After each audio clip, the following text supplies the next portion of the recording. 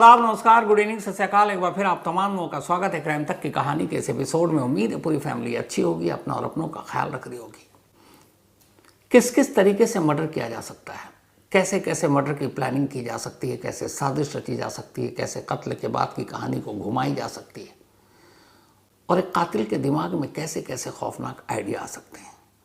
बेंगलुरु की आज जो कहानी आपको सुनाने जा रहा हूँ, यकीन मानिए इंडिया में इसकी दूसरी मिसाल कम से कम नहीं है, कम से कम आइडिया के लेवल पर।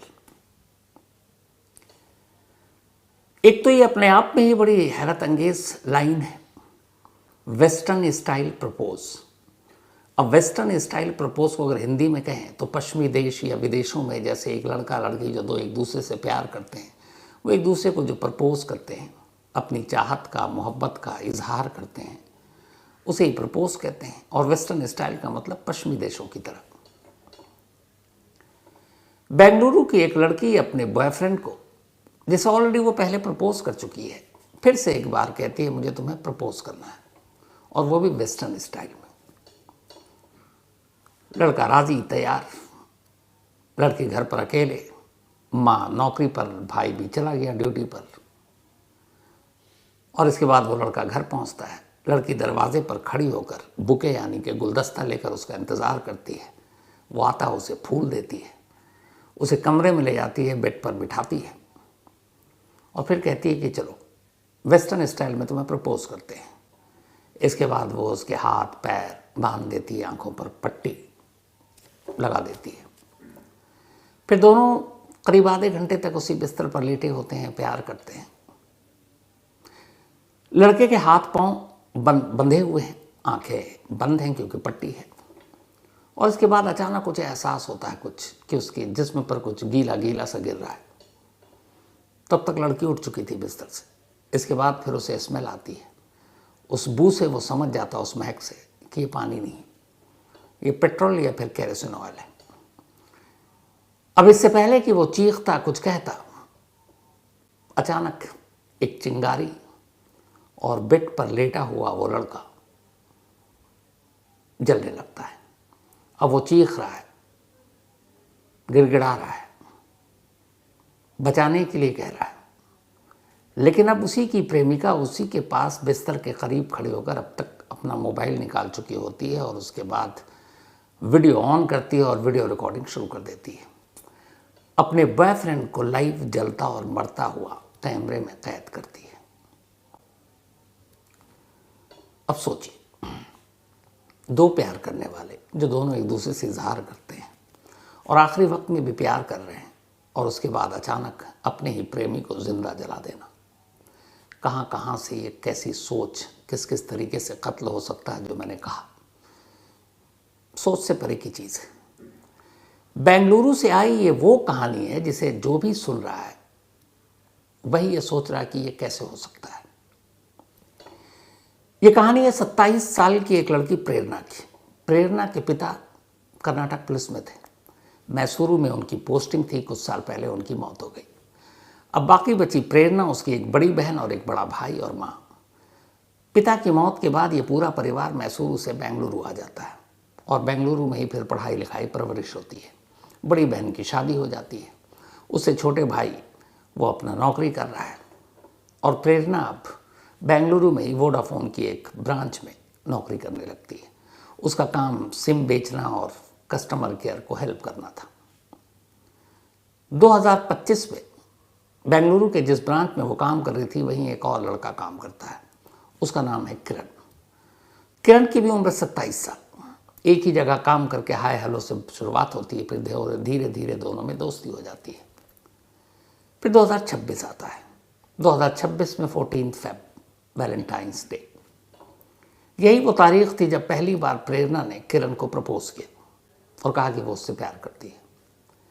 किरण ने भी उसके इस प्रपोज को एक्सेप्ट किया और कहा वो भी उससे प्यार करता है। अब दोस्ती प्यार में बदल गई। दोनों एक दूसरे के साथ जब भी वक्त मिलता घूमते फिरते, पिक्चर देखते। कई बार ऐसा होता कि किरण प्रेरणा को उससे घर पिक करने के लिए भी आता। प्रेरणा के घर वाले भी अब किरण को जानने लगे, पर उन्हें ये लगता था ये दोनों अच्छे दोस्त हैं, एक ही जगह काम करते हैं तो कुलीग भी है। सब कुछ ठीक चल रहा था। लेकिन तभी इस छोटी सी लव स्टोरी में एक छोटा सा ट्विस्ट आता है। 2026 में 14 फेब वैलेंटाइंस डे के दिन प्रपोज किया था। दोस्ती अगस्त से थी प्रेरणा ने, लेकिन उसके बाद मार्च आते आते अचानक प्रेरणा को पता चलता है कि किरण की ज़िंदगी में इससे पहले उसकी एक और गर्लफ्रेंड थी। हालांकि वो दोनों अलग हो चुके और किरण ने बताया भी था, तो वो अब गर्लफ्रेंड से एक्स हो चुकी थी। उसने कहा ठीक है, लेकिन मार्च आते आते अचानक प्रेरणा को एहसास हुआ कि किरण की एक्स गर्लफ्रेंड शायद उसकी ज़िंदगी में दोबारा आ गई। वो उससे पूछता है, वो उससे छुपाता है। फिर धीरे धीरे एहसास होता है प्रेरणा को कि अब किरण उसको इग्नोर कर रहा है, उसका फ़ोन भी नहीं उठा रहा है। वो उससे पूछती है, वो टालता है। तब प्रेरणा उससे कहती है कि देखो मैं तुमसे बहुत प्यार करता हूँ, तुम्हारे लिए एक गिफ्ट भी है। उसने कहा क्या? किरण को मोटरसाइकिल बड़ा पसंद है, मतलब उसको अच्छे अच्छे मोटरसाइकिल के शौक़ है। तो उसने कहा मैं तुम्हें एक मोटरसाइकिल गिफ्ट करना चाहती हूँ ख़ास मौके पर, तुम्हारे बर्थडे पर। फिर ये दोनों मोटरसाइकिल देखने जाते हैं। उसकी कीमत है करीब 4.5 लाख रुपए, और वो कहती है साथ में तुम्हें एक फ़ोन भी देंगे। अब उधर एक्स गर्लफ्रेंड की एंट्री, इधर प्रेरणा लगातार उससे मोहब्बत का इजहार कर रही है, उसके लिए गिफ्ट खरीदने की कोशिश कर रही है, उससे शादी करना चाहती है। इन्हीं सब के बीच में चल रहा है, वो समझा रहा है कि मेरे एक्स गर्लफ्रेंड से कुछ ज़्यादा ऐसा है नहीं, बस बात होती है। तभी फिर अप्रैल का महीना आता है और एक रोज़ प्रेरणा किरण के मोबाइल में देखती है कि किरण की अपनी गर्लफ्रेंड के साथ, जो एक्स गर्लफ्रेंड है, एक तस्वीर है जो हालिया लेटेस्ट है, और वो तस्वीर एक तरह से गले लगते हुए। प्रेरणा ये देखकर बहुत गुस्सा हो जाती है। वो किरण से लड़ती है, कहती है तुम मुझसे झूठ बोल रहे हो।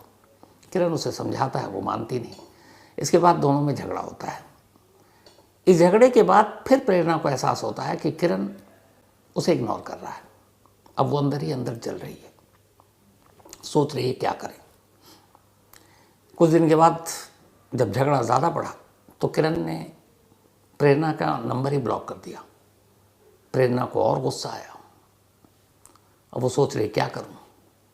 फिर उसने एक फैसला किया, एक खौफनाक फैसला। उसने कहा कि वो किरण को मार देगी और खुद भी मर जाएगी। कैसे? अब वो सोचती रही। 21 अप्रैल यानी कल 24 घंटे पहले की बात है। सुबह का वक्त था। प्रेरणा अपने घर में थी।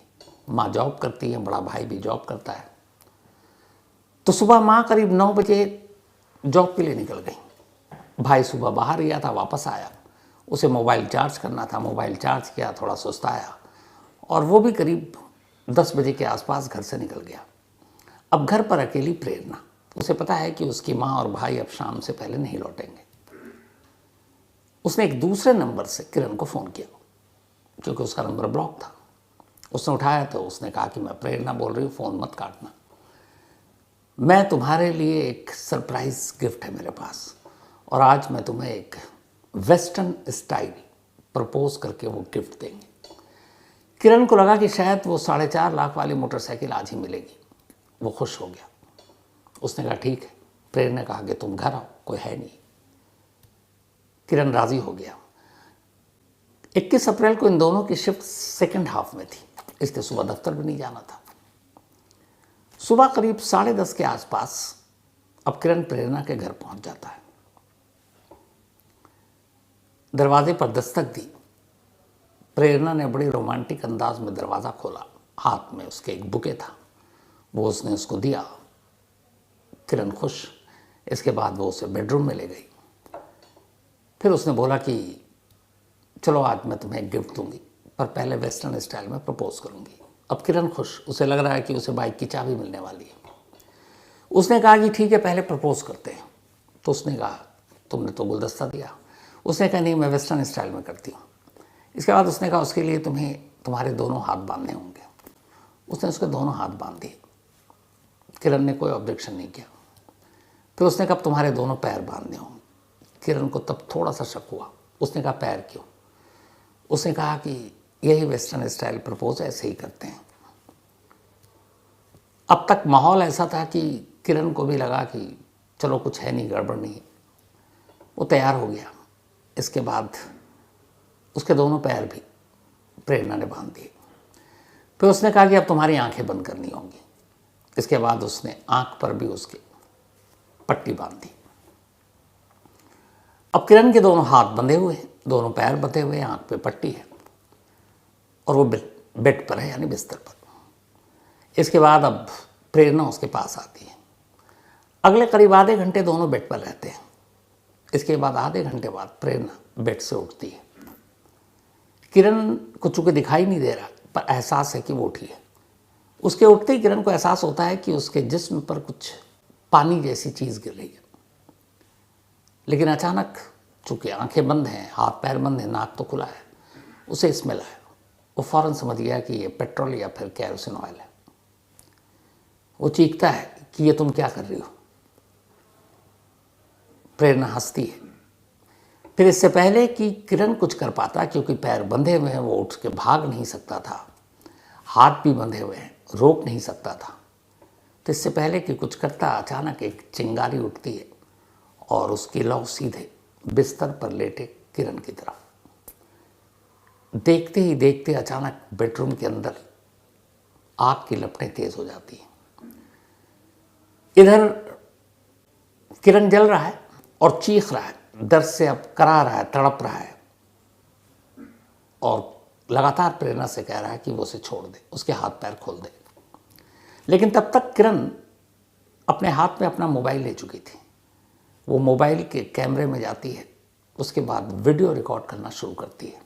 अब उस कमरे में बेड पर किरण जिंदा जल रहा है और प्रेरणा उसे जिंदा जलते हुए और धीरे धीरे मरते हुए सारे पल को अपने मोबाइल के कैमरे में रिकॉर्ड कर रही है। जब वो ज़्यादा चीखने लगा और ज़्यादा तेज़ आग की लपटें आने लगी, तो फिर प्रेरणा भागकर बराबर के कमरे में चली गई। इस दौरान कमरे के अंदर धुआं ही धुआं। अब इस कमरे के बाहर की एक तस्वीर आपको दिखाता हूँ। ये उसी घर की तस्वीर है, सेकंड फ्लोर पे बाई साइड से कॉर्नर का मकान, और देखिए बाकी फ्लोर का कलर एक, और इसके ऊपर काले रंग की कालिक जैसी। ये उसी धुएं की वजह से ये कालिक सी है। तो जब धुआं उठा और मकान के बाहर निकलने लगा तो पड़ोसियों की नज़र पड़ी। एक पड़ोसी भागकर घर के अंदर गया, घंटी बजाई। इत्तेफाक से दरवाज़ा खुला हुआ था। वो अंदर जाता है और देखता है कि कमरे में तो कुछ दिखाई नहीं दे रहा, आग की लपटें और सिर्फ धुआं ही धुआं। तब तक दूसरे कमरे में वो दस्तक देता है, वहाँ से बदहवास उसे प्रेरणा की आवाज़ सुनाई देती है। प्रेरणा के जिस्म पर कपड़े नहीं थे। वो फ़ौरन उसी घर से कंबल उठाता, उसको ढकता और उस घर के बाहर ले आता है। फिर उसके भाई को फ़ोन करता है कि तुम्हारे घर में आग लग गई है। भागा भागा पुलिस आता है। थोड़ी देर के बाद पुलिस आती है। फायर ब्रिगेड की गाड़ी आ चुकी थी, एम्बुलेंस आ चुकी थी, और अब आग की लपटें और शोलों को देखकर और धुएं को देखकर उस बिल्डिंग के आसपास तमाम लोग इकट्ठा हो चुके थे। पुलिस आती है कमरे के अंदर। उस वक्त धुआं ही धुआं, खड़ा होना मुश्किल। धुआं जब छटता है, पुलिस अंदर जाती है तो देखती है कि एक जली हुई लाश उस बेडरूम में पड़ी है। पुलिस पूछताछ करती है तो प्रेरणा बताती है कि ये उसका दोस्त है, इसका नाम किरण है, दोनों एक साथ काम करते हैं। वो उससे मिलने आया था और वो वॉशरूम में गई, अचानक कमरे में कैसे आग लगी मुझे पता नहीं। पुलिस को भी लगा ये एक हादसा है। लेकिन तभी पुलिस की नज़र उसी बेडरूम में कोने में एक बॉटल पर पड़ी। जब उस बॉटल को पुलिस ने देखा तो पाया कि ये पेट्रोल या फिर केरोसिन ऑयल है, इसमें कुछ बचा हुआ था। अब एक घर के अंदर आमतौर पर इस तरह से पेट्रोल या तेल कोई नहीं रखता, और यहाँ आग लगी है तो इसका मतलब ये भी है कि शॉर्ट सर्किट या सिगरेट या किसी और चीज़ से नहीं लगी। अब पुलिस को पहली बार शक होता है। इसके बाद पुलिस लाश को ध्यान से देखती है तो अभी कुछ हिस्सा, शायद वो बेल्ट से भी उसने कुछ हाथ या पैर बांधे थे, तो उसका जो बकल है वो उसी से चिपका हुआ है। पुलिस फौरन कहानी समझ गई। उसे लगा कि अगर आग लगी और किरण जल रहा था तो वो उठकर भाग सकता था, बाहर निकल सकता था, बाथरूम में भाग सकता था, पानी के नीचे बैठ सकता था, लेकिन उसे उठने का भी मौका क्यों नहीं मिला। तब पुलिस को एहसास हो गया कि क्या उसके हाथ पैर बंधे थे। अब यहाँ पे शक सिर्फ और सिर्फ प्रेरणा पर, क्योंकि घर में दो ही लोग थे। तब तक भाई आ चुका, अब भाई से पहले पुलिस ने पूछताछ की क्योंकि प्रेरणा की हालत ख़राब है, वो बदहवास है। पुलिस ने भाई से पूछा कि ये जो पेट्रोल या तेल की बोतल ये घर में कौन लाया? उसने कहा हमें पता नहीं, ये तो कल तक था भी नहीं।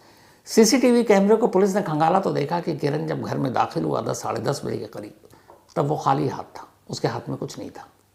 घर वालों के हिसाब से ये तेल की बोतल इससे पहले थी नहीं, तब बची ले देकर प्रेरणा। अब पुलिस ने जहाँ से उस प्रेरणा को जिस कमरे से पड़ोसी निकाल कर लाए तो उस कमरे की तलाशी ली, तो वहाँ एक टेबल पर एक जहर की शीशी मिली और कुछ टैबलेट। अब पुलिस ने प्रेरणा से पूछताछ की।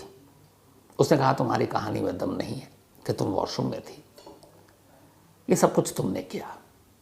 जब सारे सबूत प्रेरणा के सामने थे तो प्रेरणा के पास फिर कोई ऑप्शन था नहीं। प्रेरणा ने इकरार जुर्म कर लिया।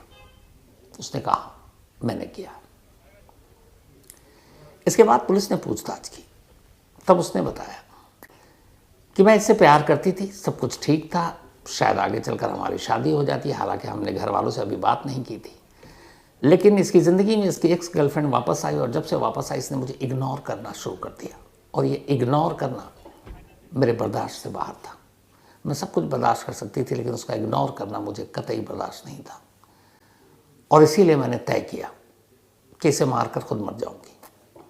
फिर मैंने इस वेस्टर्न स्टाइल प्रपोज वाला मर्डर उसकी प्लानिंग की और उसके बाद घर बुलाया।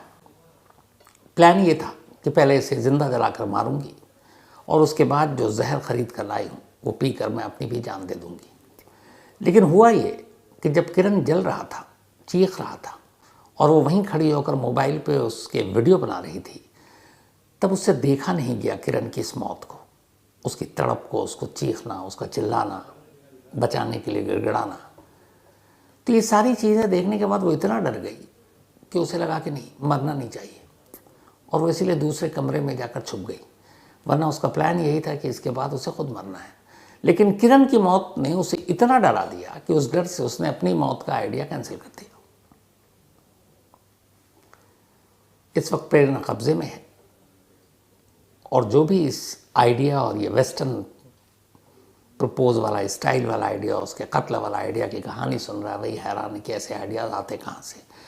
खुद बेंगलुरु पुलिस ये जानने की कोशिश कर रही है कि एक आम सी लड़की, आखिर उसके दिमाग में ये ख्याल कहाँ से आया, उसने कहाँ से ये आइडिया चुराया और क्यों चुराया। और भी बहुत सारे रास्ते थे पर उसने ऐसा क्यों किया।